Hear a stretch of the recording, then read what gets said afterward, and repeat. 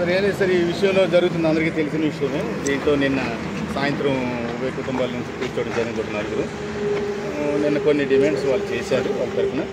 ఈరోజు దివాకర్ గారు అని వాళ్ళకి సంబంధించి వాణి గారికి సంబంధించిన బ్రదర్ అవుతారు, ఆయన వచ్చారు. ఈరోజు అన్నయ్య గారికి వాళ్ళు చెప్పిన డిమాండ్స్ నేను చెప్పాను. వాళ్ళు చెప్పిన డిమాండ్ పర్లాకమిడిలో ఉన్నటువంటి ఫ్యాక్టరీ పాలిషింగ్ యూనిట్, దానికి సంబంధించి అది రిజిస్ట్రేషన్ చేయమన్నారు.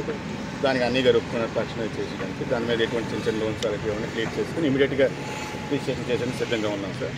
రెండో పాయింట్కి టెక్కల్లో వెంకటేశ్వర కాలనీలో బిల్డింగ్ ఉంది. ఆ బిల్డింగ్ కూడా దాని మీద బ్యాంక్ లోన్స్ ఏమైనా 20 లక్షలు 15 లక్షలు ఉంటే క్లియర్ చేసి అది కూడా ఇమీడియట్గా రిజిస్ట్రేషన్ చేసేయడానికి రెడీగా ఉన్నాం సార్. లేకపోతే మూడో పాయింట్ పిల్లలు రేపాల భవిష్యత్తు కోసం సంబంధించి వాళ్ళ చదువులకి అన్నింటికి కూడా ఆ పాపకు సంబంధించి రెండో పాప చదువుతున్నారు, మెడికల్ ఎంబీబీఎస్ చేస్తున్న అమ్మాయి. ఆ పాపకి పీజీకి అన్నింటికి కూడా ఇద్దరు పాపలకి కూడా అన్ని రకాలుగా చూసుకోవడానికి సంపూర్ణంగా దానికి ఒక కాగితం కూడా రాసిస్తారు సార్. వరకు వాళ్ళు అన్ని అక్కడ వరకు క్లియర్గా ఉంది సార్. లేకపోతే ఇటీవల జరుగుతున్న ఈ రచ్చ దాదాపు 15, 16, 22 సంవత్సరాలు జరుగుతుంది.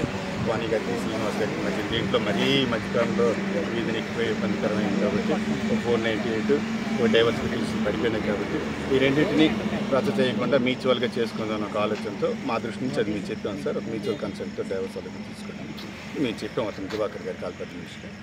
లేకపోతే 5th ఇది బిల్డింగ్కి సంబంధించి వారు తదనంతరం డాక్యుమెంట్ అని రాయమన్నారు. అది రాయడం జరగదు సార్. మరి శ్రీనివాస్ గారు ఉండాలి, ఆయనకి రేపు పొద్దున్న ఆరోగ్య సమస్యలు ఇబ్బందులు అన్నీ చూసుకోవడానికి ఉండాలి. రేపు పిల్లలకి అందరికీ చూడాలంటే అన్నీ ఉండాలి కాబట్టి అది అలాగా రాయలేము. మిగతావన్నీ నాకు తెలిసి 90%, 90% వాళ్ళు చెప్పినట్టు అనుకూలంగా చేయడానికి సిద్ధంగా ఉన్నాం. మీడియా తరఫున మీకు మేము విజ్ఞప్తి చేస్తున్నాం, రిక్వెస్ట్ చేస్తున్నాం. ఈ సమస్యను ఇక్కడి నుంచి క్లియర్ చేసి సహకరించాలిగా మీ అందరికీ సహకరించమని మీ అందరికీ వాళ్ళ వైపు నుంచి చెప్పాం సార్. నేను కూర్చున్నాం ఈరోజు నిన్న అన్నయ్య గారితో వాళ్ళు చెప్పిన డిమాండ్స్ అన్నయ్య గారితో చెప్పిన తర్వాత వాళ్ళకి చెప్పాను. వాళ్ళు వెళ్ళి మాట్లాడుకుంటున్నారు సార్. వాళ్ళు ఓకే అంటే మీ సమక్షంలో వితిన్ డేస్లో చేసేయడానికి సిద్ధం సార్.